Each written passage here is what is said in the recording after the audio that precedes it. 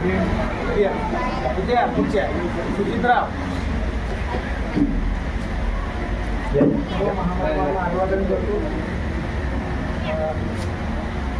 सपना आणि अंकुश त्यांचा लाडका चिरंजीव राजकुमार शौर्य याला दुसऱ्या वाढदिवसाच्या निमित्ताने लाख शुभेच्छा. तो नावाप्रमाणे वडिलांच्या कर्तबगारीप्रमाणे खूप मोठा होईल आणि तो होण्यासाठी लागणारे जे काही कष्ट आहेत एक समाज घटक त्याच्या आईवडिलांसोबत आपण सुद्धा सर्वजण प्रयत्नशील राहू. राजकुमार शौर्यासारखे या समाजामध्ये वंचित समाजामध्ये लाखो बालक बालिका आपल्या कर्तृत्वानं आपल्या अभ्यासानं आपल्या सर्वांच्या स्वतःच्या मेहनतीनं ते खूप मोठे होतील आणि या समाजाचं या देशाचं काय करतील ते नाव करतील. देशाच्या प्रगतीमध्ये नेतृत्व करण्यामध्ये खूप मोठा त्यांचा वाटा असेल अशा प्रकारचा एक मोठा आशावाद या ठिकाणी मी व्यक्त करतो. प्रथम वाढदिवसाला आपण बऱ्यापैकी हजर होतो आणि त्या वाढदिवसामध्ये समाजातल्या लेकरांना आपण काही पुस्तके देण्याचं काम केलेलं होतं आणि ते खूप चांगली सुरुवात एक चांगली परंपरा शौर्याच्या वाढदिवसाच्या निमित्तानं अंकुशने सुरुवात केली. ही एक मोठी गोष्ट आहे, त्याबद्दलही मी त्यांचं कौतुक करतो. वाढदिवसाचे अनेक प्रकार आहेत. वाढदिवस समाजाच्या कारणी लागावा अशा प्रकारच्या हेतू प्रामाणिक आणि कोणीतरी हेतू अंकुश नेहमी बाळगत असतो. काल मला आदित्य भेटला टोमके. पहिला वाढदिवस बालक आश्रमामध्ये केला त्याच्या मुलीचा आणि दुसरा वाढदिवस वृद्धाश्रमामध्ये जाऊन तिथल्या आईवडिलांना जी काही मदत आहे जी काही घरीचा वाटा आहे तो देण्याचा प्रयत्न केला. ही गोष्ट मला वाटते समाजहिताच्या दृष्टिकोनातून घेण्यासारखी आहे. समाजामध्ये वृद्ध आश्रम असू नये अनाथ आश्रम असू नये या मताचे आपण आहोत. परंतु वृद्धाश्रमामध्ये आणि अनाथ आश्रमामध्ये कोणाचे मायबाप आहेत तर निश्चितपणानं ज्यांचे प्रश्न सुटले जे प्रस्थापित आहेत ज्यांच्यावर संस्कार नाहीत ज्यांना आईवडिलांच्या प्रती त्यांच्या मनामध्ये आदर प्रेम बांधिलकी काही राहिलेलं नाही अशांचे आईवडील त्या अनाथ आश्रमामध्ये आणि वृद्धाश्रमामध्ये आहे ती खूप मोठी वाईट गोष्ट आहे. ते येणाऱ्या काळामध्ये हे सगळं प्रमाण कमी झालं पाहिजे आणि या अनुषंगानं आमच्या लेकरांना समाज काय सामाजिक बांधिलकी काय महापुरुषांचा जसा वारसा काय आणि आम्ही समाजाच्या प्रती काय योगदान देऊ शकतो हे बालवयामध्ये केलेले संस्कार येणाऱ्या काळामध्ये त्याच्या आयुष्यामध्ये खूप मोठी एक सुंदरी म्हणून उपयोगाला येऊ शकतात. आणि म्हणून अशा वाढदिवसांच्या अनुषंगानं समाजामधलं जे काही वैगुण्य आहे समाजामधला जो काही वाईट प्रकार आहे समाजामधले जे काही अंधश्रद्धा आहेत समाजाला लागलेली जी काही कीड आहे ते कमी करण्याचं काम आपण समाजावर प्रेम केलो आपण लेकरावर प्रेम केलो आपण चांगुलपणा वृद्धिगत करण्याचा प्रयत्न केला तर मला वाटते एक सशक्त समाज एक निरोगी समाज एक संस्कारशील समाज आपण उभा करू शकतो या गोष्टीचा विश्वास मला आणि तुम्हाला सगळ्यांना आहे. वाढदिवस झालेच पाहिजे परंतु वाढदिवस होत असताना आपल्या लेकरांचं शिक्षणाचं प्रमाण वाढलं पाहिजे याची आपण सगळ्यांनी काळजी घेतली पाहिजे. आपले लेकरं शाळेमध्ये किती चांगल्या पद्धतीने जात आहेत किती चांगल्या पद्धतीने अभ्यास करत आहेत याचाही पालक म्हणून याचाही समाज घटक म्हणून नागरिक म्हणून आपण विचार केला पाहिजे. येणाऱ्या काळामध्ये ऊस तोडायला जाणाऱ्याची संख्या कमी झाली पाहिजे. येणाऱ्या काळामध्ये वीटभट्टीवर जाणाऱ्याची संख्या कमी झाली पाहिजे.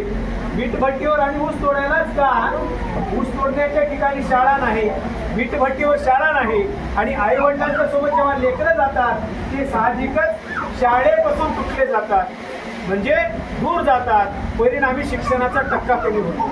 ज्या समाजामध्ये शिक्षणाचा टक्का कमी होतो, त्या समाजामध्ये ज्ञानाची कमी असते, त्या समाजामध्ये विचार करण्याची कमी असते, त्या समाजामध्ये भविष्यावर काम करण्याची कमी असते, त्या समाजामध्ये त्या समाजाचं शील, त्या समाजाचा स्वाभिमान, त्या समाजाचे जे काही गोष्टी अधिकाराच्या गोष्टी आहेत त्याचं रक्षण करण्याचं काम कमी अर्थात असलेलं दिसून येते. आणि म्हणून ही आपल्या समोरची मोठी समस्या आहे, मोठी समस्या आहे. केवळ लेकरांना शुभेच्छा शब्दाने द्यायच्या नाहीत, किंवा त्याच्या गळ्यामध्ये हार घालायचं नाही, किंवा त्याच्या नावानं केक कापून सगळ्यांना खाऊ घालायचं नाही. आज आम्ही वर्तमानामध्ये काय विचार करतो, कशा पद्धतीनं जगतो, कशा पद्धतीनं आपली वाटचाल आहे आणि आपल्या समोरच्या काय समस्या आहेत यावर जाणीवपूर्वक जबाबदारीने विचार केला पाहिजे, तर आम्ही सामाजिक बांधिलकी पार पाडणारे लोक आहोत अशा प्रकारची नोंद आमची होईल. म्हणून मित्रांनो, आपला समाज कशावर उभा आहे? समाज शिक्षणावर उभा आहे. समाज कशावर उभा आहे? समाज आर्थिक साधनावर उभा आहे. आमच्याकडे आर्थिक साधनं नसतील तर आमचं आयुष्य आणि आमचं जीवन परावलंबी आहे. आमचं आयुष्य आमच्या समाजाला वेठीस धरण्याचं काम या ठिकाणी व्यवस्थेच्या माध्यमातून केलं जातं. आणि म्हणून आमच्याकडे साधनं आली पाहिजेत. अंकुशनं काय केलंय? अंकुश लहानपणी मायबाप वारलेला युवक आहे, कार्यकर्ता आहे. अंकुश लहानपणी आई वडील वारलेला कार्यकर्ता आणि युवक आहे. तो मिस्त्री झाला, मिस्त्री होता होता आमच्यासोबत जुडला आणि आमच्यासोबत जुडल्याच्या नंतर आज एक मोठा व्यावसायिक म्हणून आपल्या समोर उभा आहे. व्यवसाय आपण त्याच्या एका व्यावसायिक उद्योगाच्या ठिकाणी उभे आहोत. किती मोठा बदल आहे. ज्याच्याकडे आत्मविश्वास आहे, ज्याच्याकडे जिद्द आहे, ज्याच्याकडे आग आहे, मला काहीतरी उभं करायचं आहे आणि उभं टाकायचं आहे, समाजाला उभं करायचं आहे. नुसतं भाषण देत फिरायचं नाही, नुसतं पोलीस स्टेशनला जाऊनच केस करत बसायचं नाही. अंकुशकडे बघितल्याच्या नंतर समाजामध्ये एक सकारात्मक संदेश गेला पाहिजे. आमचे लोक व्यवसाय करतात, आमचे लोक व्यापार उद्योग करतात, आमचे लोक नोकरी व्यवसाय करतात, शिवाय समाजाच्या सोबत बांधिलकी म्हणून वावरतात. ही चांगली गोष्ट आहे की नाही? आणि म्हणून या कर्तृत्ववान व्यक्तीबद्दल, त्याच्या विशेष गुणाबद्दल तुम्हाला मी त्याचं टाळ्या वाजवून स्वागत करा. बळ येते आणि ते बळ त्याला अधिक लढण्यासाठीची प्रेरणा देते, अधिक चांगलं काम करण्यासाठीची प्रेरणा देते. आणि म्हणून या गोष्टीची नोंद आपण सगळ्यांनी घेतली पाहिजे. माझ्याकडे लक्ष द्या. तुम्हाला चांगली शाळा शिकायची आहे ना? शिकायची आहे की नाही? बालाजी पाटोळे सर, हिरवंत सुरेकर सर आणि आपल्या इथं असलेले गायकवाड सर जे ट्युशन घेतात ना, कुंडीबा गायकवाड होते, ट्युशन घेत होते, अजून दुसरे आहेत, ते या ठिकाणी येऊन 2 तास आपल्या लेकराचं ट्युशन घेतील. वेळेतला वेळ काढून आपल्या लेकरांना गणिताचा विषय असेल, अवघड इंग्लिशचा असेल, अजून काही समस्या असतील ते आपल्या लेकरांना शिकवण्याचं काम करतील. तुम्ही इथं येऊन संध्याकाळचे 2 तास दिले पाहिजे. देणार का? पैसे तुमच्याकडून घेतले जाणार नाही. आलं का लक्षात? मायानो, लेकराकडून पैसे घेतले जाणार नाही. फक्त आपले लेकर या ठिकाणी आले पाहिजेत आणि 2 तास त्यांचा अभ्यास घेण्याचं काम आमचे आदरणीय पाटोळे सर आणि आदरणीय हिरवंत सर आणि त्यांच्यासोबत जे काही सहकारी उपलब्ध होतील ते करतील. आपल्याला हे केलं पाहिजे, आपली जबाबदारी. आपण हे करू शकलो तर उभं टाकू शकतो आणि करू शकलो नाही तर उभं टाकू शकत नाही. ही वस्तुस्थिती. परत एकदा शोरेला, त्याच्या कुटुंबाला अगदी मनापासून शुभेच्छा देतो. आणि लोकस्वराज्य आंदोलनाच्या वतीनं येणाऱ्या हिवाळी अधिवेशनाच्या वर पावसाळी जो काय आपण आरक्षण, वर्गीकरण, शिक्षण, नोकऱ्याचं कंत्राटीकरण, खाजगी शिक्षण बंद करा आणि सरकारी शाळा बंद करण्याचा जो काही सपाटा या राज्यकर्त्यांनी लावलाय, त्यांना मंदिराला करोडो रुपये देण्यासाठी पैसे आहेत. त्यांना कुंभमेळ्याला, नाशिकला आता कुंभमेळा होणार आहे, त्याच्यावर 45,000 कोटी रुपये खर्च करण्यासाठी सरकारकडे पैसे आहेत. परंतु इथल्या शेतकऱ्याचं, गरीब शेतकऱ्याचं, कामगाराचं, कष्टकऱ्याचं, आदिवाशाचं, दलिताचं, अल्पसंख्याक समूहाचं लेकरू शाळेत जावं म्हणून सरकारी शाळा सुरू करण्यासाठी, चालू ठेवण्यासाठी त्यांच्याकडे पैसे नाहीत. आम्ही सरकारी शाळेमध्ये शिकलेले लेकरं आहोत. आम्हाला जर सरकारी शाळा नसत्या तर आम्ही शाळा शिकू शकलो नसतो, MA करू शकलो नसतो, नेशन झालो नसतो, PhD करू शकलो नसतो. केवळ सरकारी शाळा होत्या म्हणून आज ज्यांच्याकडे पैसे आहेत त्यांचेच लेकरं खाजगी शाळेमध्ये आहेत इंग्लिश मिडियमच्या, आणि ज्यांच्याकडे पैसे नाहीत त्यांच्या लेकरांना आता ढोरं वळण्याशिवाय, विटा करण्याशिवाय, ऊस तोडायला जाण्याशिवाय, हमाली करण्याशिवाय दुसरा पर्याय नाही. तुम्ही फक्त आणि फक्त हमाली केले पाहिजे अशा प्रकारचा धोरण, अशा प्रकारची नीती या राज्यकर्त्याची आहे. आणि म्हणून सरकारी शाळा बंद होता कामा नये याच्यासाठीचा सुद्धा संघर्ष आपल्याला करावा लागणार आहे. कोण कोण देणार आहे 1-1 लाख रुपये दरवर्षी शाळेला? आमच्या हाताला काम नाही, पोटाला पोटभर अन्न मिळत नाही, चांगले कपडे मिळत नाहीत, चांगले आम्हाला घरकुलाशिवाय राहायची सोय नाही, तर आम्ही खाजगी शाळेमध्ये लेकरांना कसं काय पाठवू शकतो? पाठवू शकत नाही. आणि म्हणून सरकारच्या डोक्यामध्ये जोडा ठेवण्यासाठी, सरकारचं कंबरडं मोडण्यासाठी, सरकारचं डोकं ठिकाणावर आणण्यासाठी त्यांना सांगावं लागणार आहे, शाळा जर बंद केल्या तर तुम्हाला सत्तेमध्ये आम्ही राहू देणार नाही, तुमच्या बुडाला आग लावू, तुमच्या खुर्चीचं पाय मोडून टाकू, अशा प्रकारची भीमगर्जना आपल्याला आझाद मैदानावर करायची आहे.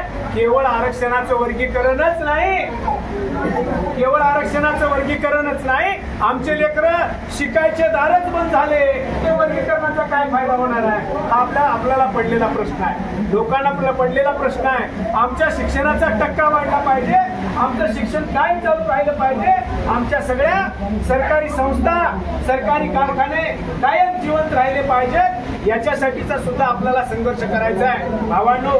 आणि म्हणून तुम्हाला माझी विनंती आहे, आपण वाऱ्या करतोय, पंढरपूरची असो, चंद्रपूरची असो, सैलानीची असो, 4-4, 5-5 दिवस वारीला जातो, 15 दिवस जातो की नाही? आणि मग आमच्या उद्धाराची वारी, आमच्या वर्गीकरणाची वारी, आमच्या सामाजिक न्यायाची वारी, आमचं शिक्षण चालू राहिलं पाहिजे याच्यासाठीची वारी आपल्याला पदरामध्ये भाकर आणि खिशामध्ये 4 पैसे बांधून घेऊन कराव्या लागणार आहेत, तरच आमचं अस्तित्व, आमचे अधिकार सुरक्षित राहतात. आश्वासनानं आमचं पोट भरलेलं नाही, गोड बोलून आम्हाला आश्वासन देण्याचं काम आजपर्यंतच्या सगळ्या राज्यकर्त्यांनी केलंय की नाही? गोड बोललेल्या आश्वासनानं पोट भरलंय का? प्रश्न सुटलेत का? दारिद्र्य कमी झालंय का? नाही ना. शिक्षणाचं काही बरं वाईट झालंय का? नाही. ही वस्तुस्थिती आहे. आणि म्हणून येणारं जे काही 30 जूनला अधिवेशन सुरू होणार आहे आणि ते 2 आठवडे चालणार आहे, आणि 2 आठवडे म्हणल्याच्या नंतर ते केवळ 10 ते 12 तारखेपर्यंत चालणार आहे. आपण 14 तारखेची घोषणा केलेली आहे 4-5 दिवसापूर्वी, ही गोष्ट खरी आहे. परंतु जर अधिवेशन 13ला संपून गेलं, 12ला संपून गेलं तर 14ला जाऊन आपलं काही मतलब राहणार नाही. आणि म्हणून आपण किमान 2 ते 3 दिवस अगोदर, त्याच्या अगोदर म्हणजे 10 जुलै आपण ही तारीख गृहीत धरा आणि त्या दिशेने आपल्याला काम करायचं आहे. तुम्हाला सगळ्याला आंदोलनाचा इतिहास, आंदोलनाची कार्यपद्धती म्हणजे लोकस्वराज्य आंदोलनाच्या संघर्षाची कार्यपद्धती तुम्हाला सगळ्याला माहित आहे, बरोबर आहे? आपण कोणाची मदत घेऊन आंदोलन करत नाही, कोणाच्या इशाऱ्यावर आंदोलन करत नाही, आपला कोणी मालक नाही, आपला कोणी बॉस नाही. या आंदोलनाचा बॉस कोण, मालक कोण, चालक कोण? सर्वसामान्य कार्यकर्ता, सर्वसामान्य समाजातला घटक, समाजातल्या शेवटच्या माणसाच्या बुद्धीला आणि मनाला जी गोष्ट पटते संघर्षाची, स्वाभिमानाची, तीच गोष्ट आपण आजपर्यंत करत आलेली आहे. कोणत्याही मॅटरमध्ये, कोणत्याही अन्याय अत्याचाराच्या प्रकरणामध्ये लोकस्वराज्य आंदोलनाचा कार्यकर्ता तडजोड करत नाही, हे उभ्या महाराष्ट्राला माहित आहे, राज्यकर्त्याला माहित आहे. ही सगळ्यात मोठी ताकद आंदोलनाची आहे, ही सगळ्यात मोठी ताकद आंदोलनाची ही ओळख आहे. औरंगाबादला पिंगळे नावाच्या पोराला बंदुकीच्या गोळ्या घालून टाकून 19 जुलैला मारून टाकलं. आता 1 वर्ष होते आणि त्या प्रकरणामध्ये काही लोक माझ्याकडे येऊ लागले, डोयवाड साहेबांकडे येऊ लागले, साहेब आपल्याला ते मॅटर जरा काय करायचं आहे, तडजोड करायचा, तडजोड. हे लोक जाहीर आले आणि मी त्यांना सांगितलं, तडजोड आमच्या तत्वामध्ये तडजोड हा शब्द नाही. आमच्या तत्वामध्ये तडजोड हा शब्द नाही, ते परत गेले भावांनो. कशासाठी? आमच्या कार्यकर्त्याचा जीव अतिशय महत्वाचा आहे. आमचा कार्यकर्ता, आमचा घट व्यक्ती म्हणजे जनावर नाही किंवा बकरं नाही. चला घ्या कंदोरी करा आणि सगळ्यांना वाटा असं नाही. आम्ही माणसं आहोत. आमचा जन्म परत नाही आणि आम्हाला परत जन्माला यायचं पण नाही. माणसाचा जन्म परत होऊ शकत नाही.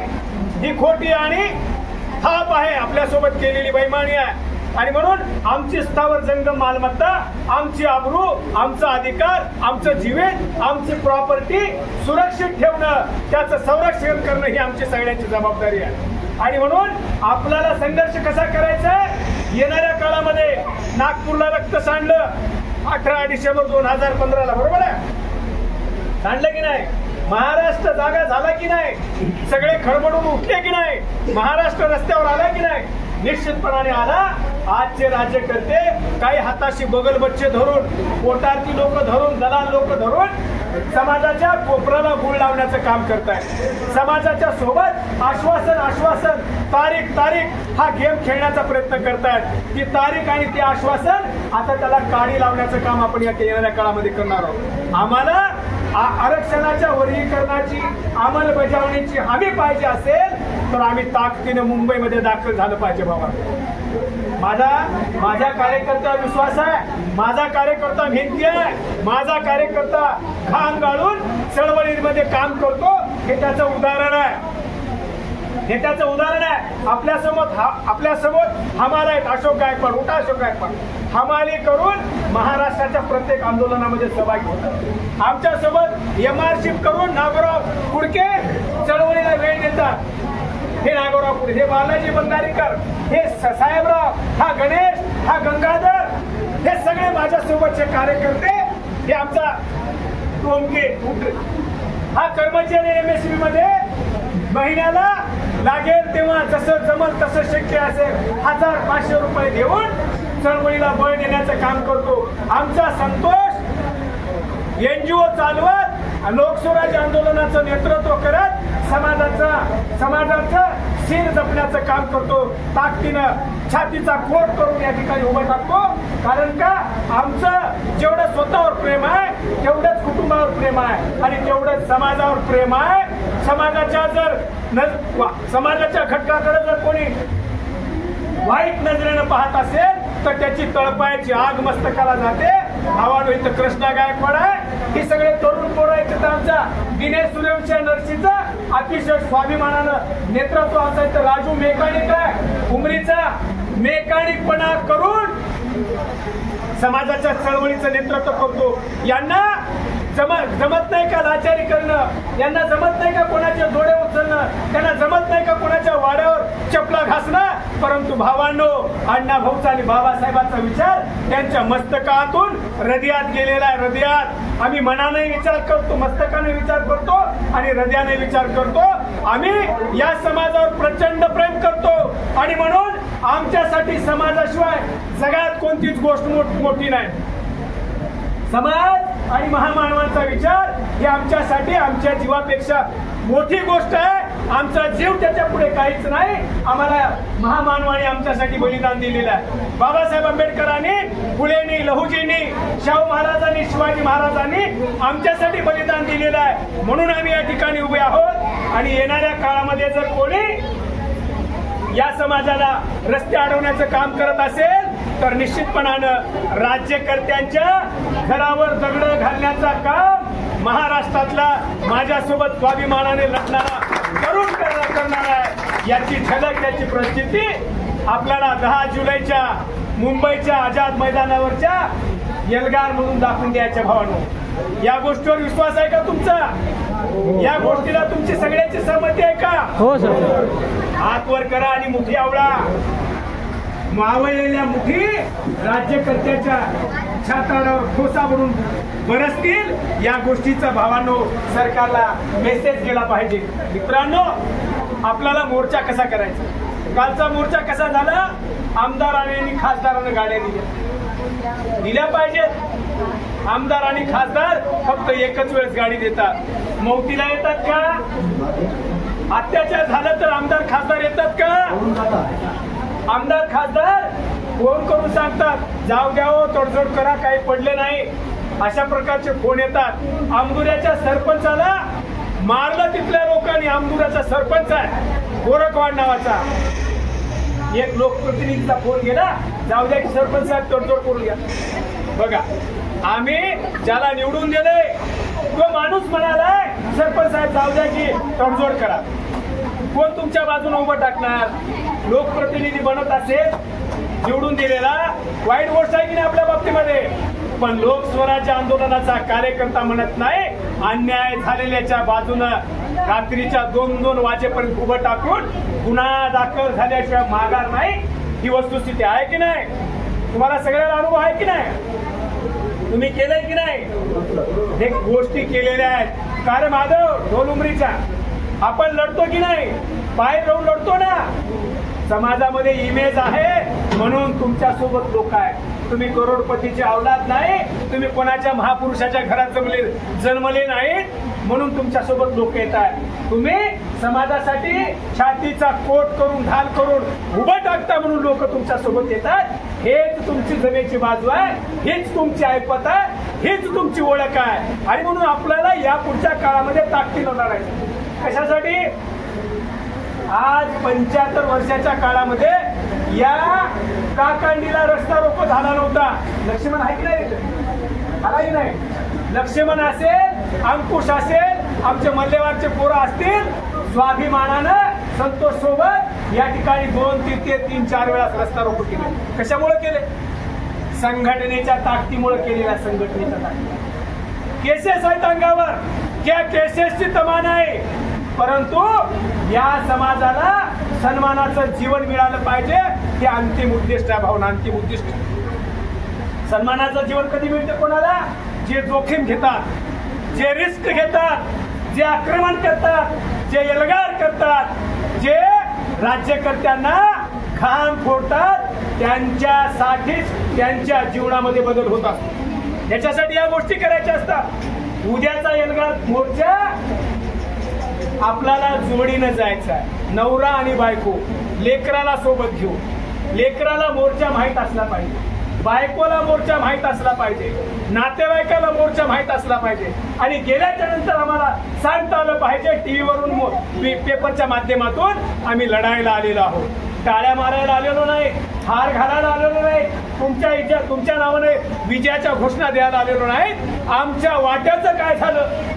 आज बातमी आली, अरे अण्णाभाऊ साठे मंडळाला बजेट नाही, महात्मा फुले मंडळाला बजेट नाही, रविदास मंडळाला बजेट नाही.